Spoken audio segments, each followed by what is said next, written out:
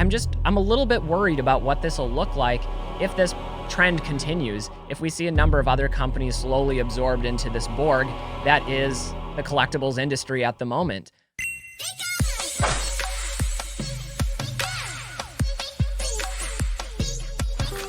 Hey everybody, what's up from Pokemon Classics, reminding you that the classics never go out of style. Today's video is on a subject that you've likely heard about already, but recently PSA and eBay announced a partnership in which these two companies would be operating with some sort of agreement between the two. Now, there's a lot of information that has come out of this, and it hasn't been put into practice just yet. And as someone that's utilized both of these companies for well over a decade, I thought we'd break down some of the market implications of how this partnership could affect collecting as we know it. Now, I want to break this down into three specific areas. First, I want to talk about what this announcement actually means for these two companies, as well as for the broader market and ecosystem that is Pokemon cards. So we'll take a look at the affiliations and how that's changed the mix quite a bit within the industry. Next, I want to examine the short-term implications and what effect this will have on both those that are sellers as well as those that are buyers, and of course for all of us that are collectors. Finally, we'll take a look at the long-term implications and how I think this is going to introduce more saturation to the market and ultimately benefit those that are volume sellers. But anyway, guys, let's roll into this one. So obviously, the online landscape for those that are Pokemon collectors and sellers has been changing and evolving ever since it first started, but especially in the last few years since the pandemic. Now, in the past, we've seen sort of this dichotomy between sales companies and platforms on one hand, and then grading companies on the other. But over the years, that line has started to obscure, and we're seeing a little bit of cross-pollination between these two. Now, on the one hand, in terms of sales platforms, some of the big dogs in this arena include eBay, which is probably the biggest place to go to buy raw or graded cards, but you also have TCGPlayer, specializing in sealed product as well as individual raw cards. Then there's been online auction platforms like Goldin Auctions, Heritage Auctions, and then most recently PWCC, which has gone solo and crafted their own venue after being removed from eBay due to allegations of shill bidding. On the other hand, we've had a number of grading companies, and there's always been some of the larger, more established companies out there like PSA, BGS. CGC was a relative newcomer, but has been doing really well in the market space. And then SGC. Now, there are a number of other upstart grading companies that are perhaps worthy of mentioning here, but for now, I think just keeping it to the top four highest volume grading companies still illustrates the point. However, recently we've seen some pretty strong changes in how these different companies interact with one another. Most notably, back in 2023, we saw the purchase of TCGPlayer by eBay, so now it's a subsidiary, it's a sub-company of the eBay brand, and those are probably two of the biggest platforms out there for buying and selling cards. On the other hand, you have the company owned by PSA, Collectors is the larger entity, purchasing their competitor SGC just a couple months ago. That was here in 2024. There was also a long-standing business relationship between Goldin Auctions and PSA, in which cards could be taken from PSA directly and auctioned through Goldin Auctions, and a number of other different benefits between those two companies. So we've already seen a consolidation of some of the big companies out there and how they're doing business with one another. But then, just a couple of days ago, on April 10th, 2024, eBay and PSA made an unexpected and shocking announcement that would send the market ecosystem into significant turmoil. Now, part of this agreement would be that eBay would be acquiring Goldin Auctions through a purchase, and I suspect Goldin Auctions will still be running its auction platform as a separate entity, but there is going to be some sort of business relationship there, and what that looks like remains to be seen.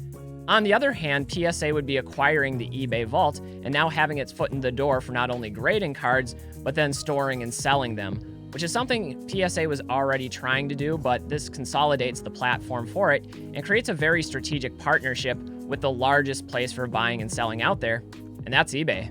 Now, this might be an oversimplification on my part, but a lot of observers out there are concerned about the formation of a collectibles monopoly, and I think that's a valid concern, especially coming from somebody that's used and advocated for both eBay and PSA for over a decade. But I think when we look at the number of companies that are converging in at least some insignificant way, it is reason to pause and to reflect. So now, originally I showed you this chart of 9 different companies divided into 2 areas. You had the grading companies on the one hand and the seller platforms on the other, but we see at least 5 of these companies are now affiliated in some manner. You have eBay that purchased TCGPlayer and has now acquired Goldin Auctions. On the other hand, PSA has acquired its competitor, SGC Grading. And now eBay and PSA with a business partnership together, that means at least in some level, all 5 of these companies are converging. On the other hand, of those original 9, only 4 are operating entirely independently of one another, and that's Heritage Auctions, PWCC, CGC Cards, and BGS. And although each of those companies may have some of its own business relationships and subsidiaries, it's not quite the same level of intricacy as those other 5 companies. Now, don't get me wrong, I'm not saying that this announcement is inherently bad, and there may be some efficiencies that are gained here as well as some streamlining of the grading and selling process, but it could fundamentally change the way the market works, as well as the number of people that are actively competing in it. So that's what I wanted to look at for the rest of this video, is the potential short-term impact, as well as the potential long-term impact of this business arrangement. So let's cover that next. Perhaps the biggest impact of this partnership is the ease of accessibility and streamlining of the process of sending cards in for grading and then having them immediately vaulted, listed, and sold on your behalf without having to do much of anything. I think this creates a whole new level of accessibility for potential new sellers that have perhaps been too afraid or apprehensive to get involved in the selling process. There are a lot of steps involved to doing that, and as a result, we may see more saturation. A bunch more items, perhaps lower value items, now being flipped into the market. And with that comes increased competition as well as an increased supply. Well, that's going to put some downward price pressure on items pretty much across the board. The way this seems to work is after sending cards in to get graded, they can be immediately listed and archived into the PSA Vault system and then sold directly from there. So without ever having to receive cards back and format listings or take photographs or handle accounting or even do any of the packaging or shipping work yourself. That type of automation makes for a lot more accessibility because there are a number of sellers out there that would potentially sell but don't want to be bothered to do all of those different pieces of the process. There's also a bit of a learning curve that comes along with each one of those individual steps. Now, it also offers another level of safety and convenience to both buyers and sellers because there's always that third-party vault system for protection.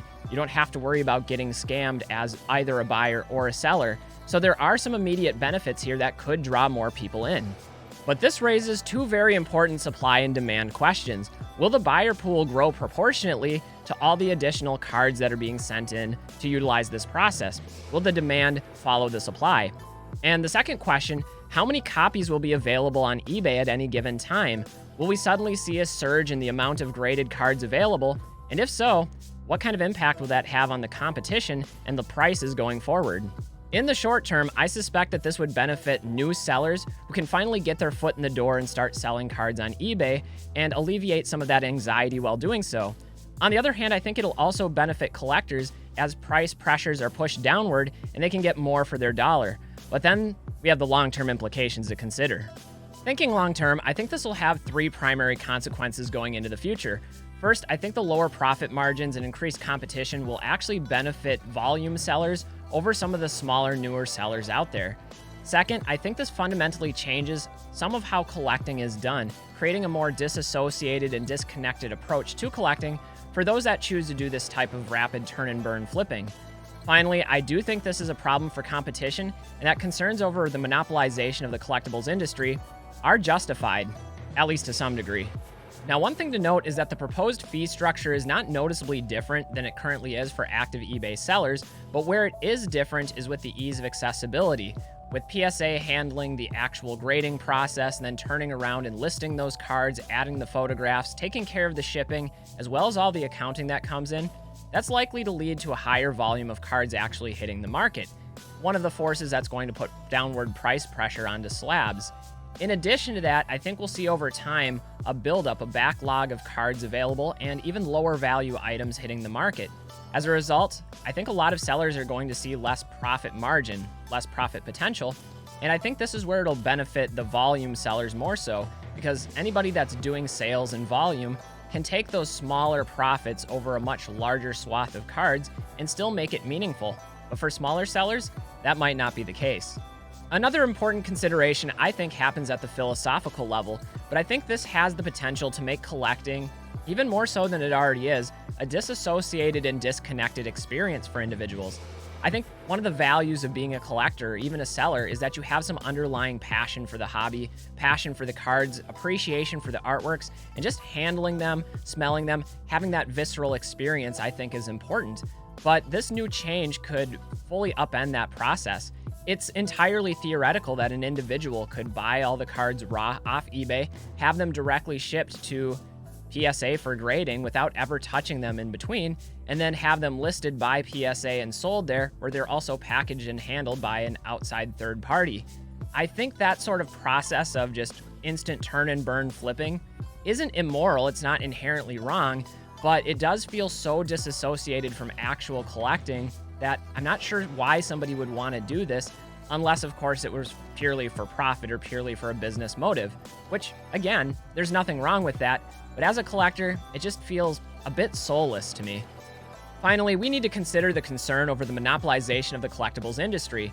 Now, we've previously seen a number of independent companies all acting in different areas of the market, and I think that's a healthy thing. But slowly, especially over the last few years, we've seen the conglomeration of a number of these different companies that are now feeding into one another in ways that could present a conflict of interest. Now, I don't know if this is inherently a bad thing. I do think there are some positives to come from a deal like this, efficiency being one of them. I think we all like faster turnaround times and a more efficient method of getting cards graded and added to our collections. So I don't want to knock it entirely, but just speculating from my own personal experience, I think it's good to have competition in these types of markets. We've seen what good that can do with grading companies, putting pressure on each other to innovate, to offer new online features, to lower prices, increase turnaround times, those types of things. And I'm a little bit worried about what this will look like if this trend continues, if we see a number of other companies slowly absorbed into this Borg that is the collectibles industry at the moment. But I don't know. You guys will have to let me know what you think about this business deal, this partnership between eBay and PSA, down in the comments below. I look forward to reading about your thoughts on the matter. Anyway, guys, before I wrap this up, I just wanted to make one acknowledgement, and that's I've been wrong before. What you've watched here are just my initial reactions and speculations to what this business partnership might mean for the broader market and for the collectors and sellers that operate within it. But I have been wrong in the past. I remember when eBay authentication was first unveiled, it was something I was very skeptical about. I anticipated longer turnaround times, mishandling of cards, inaccuracy in actually authenticating them, and for the most part, those fears seem to be unjustified. I've actually very much enjoyed that process, and I think it's added a level of safety and efficiency to the process of selling higher value cards that I wasn't really expecting. So that was a net win in my opinion. So I'm willing to be wrong. That's part of the process of life, is we have to acknowledge the good, the bad, and just take life for what it is. Anyway, guys, I'm Pokemon Classics, reminding you all that the classics never go out of style. Again, let me know what your thoughts are on this business acquisition and how this might fundamentally change Pokemon collecting moving forward. Till then, everybody, we'll see you with the next video. Don't forget to have fun and enjoy collecting. That is what this is all about. That's why we're here. We'll see you with the next video, everybody. Bye.